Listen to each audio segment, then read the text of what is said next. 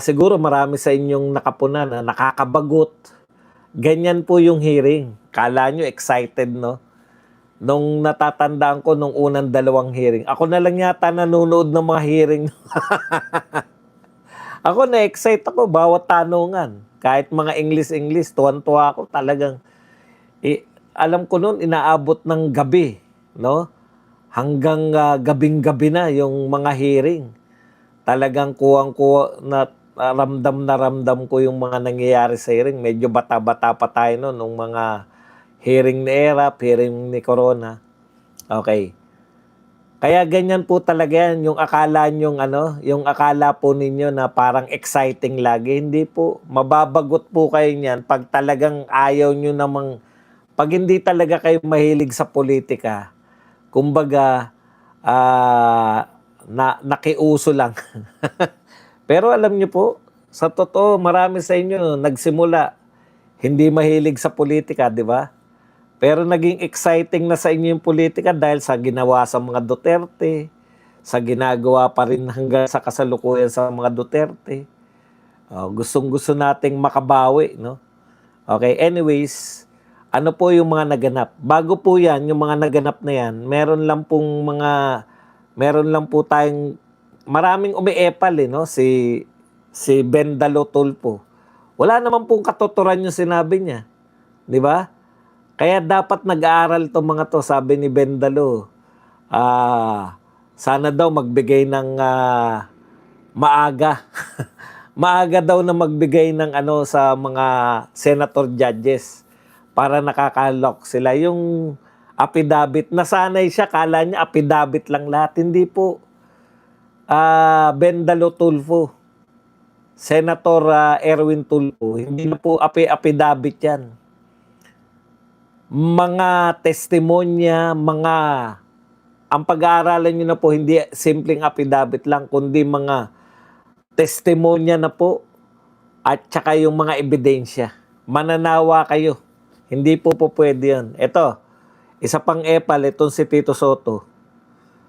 Sabi niya, Soto, nakiusap na kumare, wag masyadong maging technical dahil ito ang panawagan ng taong bayan. The public watching us now said we should not resort to technicalities. Yan yung sinasabi ko, ang tagal mo na, Tito Soto. Nakailang impeachment trial ka na. Pero ganyan ka pa rin mag-isip. No? Hindi po pwedeng maiwasan yung mga technicalities. Hindi po pwedeng magkwentuhan lang. Kasi yun yung linya nila eh. Magkukwento ng mga imposible. Tignan nyo po, bawat isa po magkukwento. Opening statement nila, kwento. Opening statement ni Jerbil, kwento. Opening statement ni Defensor, kwento. Lawrence Defensor ba yun? Kaya nag-o-object eh. Hindi naman po kwentuhan ng usapan dyan eh. No? Sa impeachment po, pakitaan po ng ebidensya. Hindi po pwedeng noong taong ganun, may petsang ganun, may mga namatay. Wala na po yan eh. Ano bang mga namatay dyan? Hindi po yan, wala pong kaugnayan yan kay BP Sara. Si BP Sara po ang inuusig ninyo. Ayon nga kay Tatay Digong, guilt is personal. Kung wala pong kinalaman si BP Sara sa mga binabanggit nyong krimen, dapat hindi nyo sinasabi yan. Kasi nga po, eto sa kanila, sa totoo lang, propaganda lang. Correct. Gusto nilang gamitin ito lahat sa propaganda. Okay. Sabi ko na, di ba, kahapon, naisahan sila ni Chis Escudero. Na sabi ni Chis Escudero na 16, di ba? Ang tagal po nilang inaalagaan yan. Ang tagal nilang inaalagaan na mapababa po yung boto na kinakailangan nila. Matagal na ang pinag-uusapan yan. Kaya nga nila sinuspindi si Jinggoy. Pinasuspindi nila si Jinggoy para hindi pwedeng lumahok. Therefore, pagpipilitan nila na mas mababa yung numero. Okay. Ngayon, ano po nangyari? Pagkatapos po ng isang araw, yan yung problema. Dapat matalas ka dyan sa impeachment. Ako kahit papano, no, bagamat wala sa konstitusyon talaga, dapat talaga sa konstitusyon, sa saligang batas po, nakalagay Senate President ang magpe-preside. Yung mga Senate President before, wala tayong problema. Nene Pimentel, Joby Salonga, Juan Ponce Enrique, Coco Pimentel, no, yung Drilon. Yan po yung mga Senate President dati. Lahat po sila maaalam po sa batas dahil pare-pareho silang abogado. Buhat po nitong si Soto, yan yung problema pag meron nahahalal na katulad kay Tito Soto na komedyante, nahalal na Senate President. Binaba niya yung binaba niya yung bar para maging Senate President. Kung popularidad at popularidad lang, ang popular po ni Erap nung siya po ay naging senador. Pero never po siya nag-ambisyon na maging Senate President.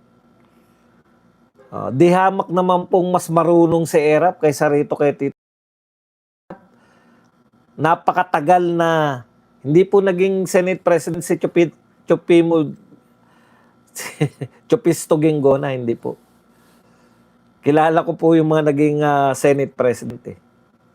Hindi po siya naging Senate President. Okay.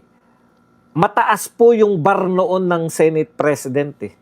Pero buhat po ng si Tito Soto ay naging Senate President, parang pwede na pala lahat. Kung karapat dapat po maging Senate President yan, bakit kung kailan siya tumanda? Tsaka po siya naging Senate President. Sabihin nyo naman, mamimiloso po yung iba sa inyo. Bakit si Enrile matanda na nung naging Senate President? Iba po yun. Lagi pong oposisyon si Enrile. Di ba? Senador siya pero lagi po siyang nasa oposisyon. Kasi kalaban siya ni Cory. Alam nga naman maging Senate President siya kung opposition siya. Kaya lang siya, pero wala pong ku-question sa kanya. Yung husay niya. Ngayon talaga kitang-kita mo yung pagbaba ng level ng ating mga senador. Nanalo na nga sila ng wala talaga silang kakayahan.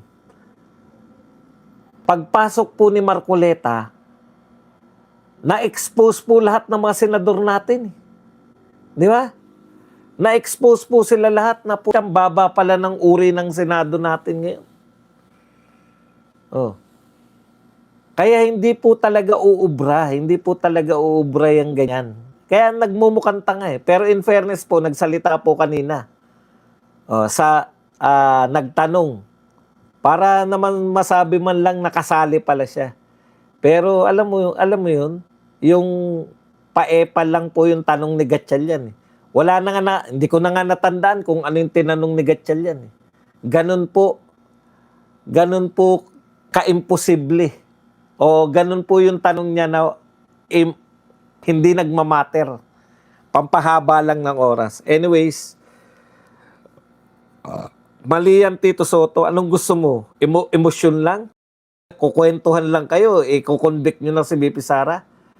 Once na kayo ay naging judge, pangatawanan mo, yan yung problema sa'yo, Tito Soto.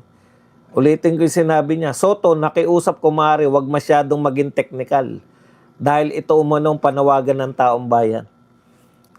Panawagan ng taong bayan? Sino nagsabing sa taong bayan? Sino ang kausap mong taong bayan? Kami ba? Sino nakausap mo sa taong bayan ang gusto wag technical? Mas marunong pa sa inyo ang taong bayan. Sa kapapakinig ng taong bayan sa mga Duterte vloggers, mas marunong na sa inyo. Hindi po ubran na kayo ay judge tapos sasabihin nyo na wag maging technical. Ano yan? Kukwentuhan lang kayo? ikukonvict nyo na si BP Sara, utot nyo. Kung ayaw mo maging technical ang trabaho mo bilang judge, mag-resign ka na. Lahat yan technical. In fairness po kay Chis Escudero, mahihirapan po talaga yung hindi abogado eh. Di ba? Kasi mayat maya may nag-objection, Your Honor. Overruled. Sustained. Ganun po, hindi po kaya talaga ni Gatchalian yan. At ng mga hindi lawyer. Pati nga yung lawyer, hindi, ang karaniwang kang lawyer, katulad ka ni Kiko Pangilinan, hindi mo rin kaya yan. Kinakailangan po yan, may practice ka talaga. Oh. Babad ka talaga sa korte para mo magampanan yung trabaho nila in really. Sabihin nyo, bit si Nene Pimentel, parang kadikit lang din.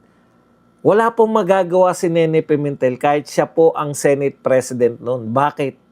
Nakalagay po sa konstitusyon na pag ang presidente ang ini-impeach, yun pong Supreme Court Justice ang mag-preside. Dito po wala. Uy, kinakailangan mo rin na hindi ka lang basta abogado. Yung mga ganyang kalibre. Mga Alan Peter Cayetano ka, Chis Escudero, Marcoleta ka.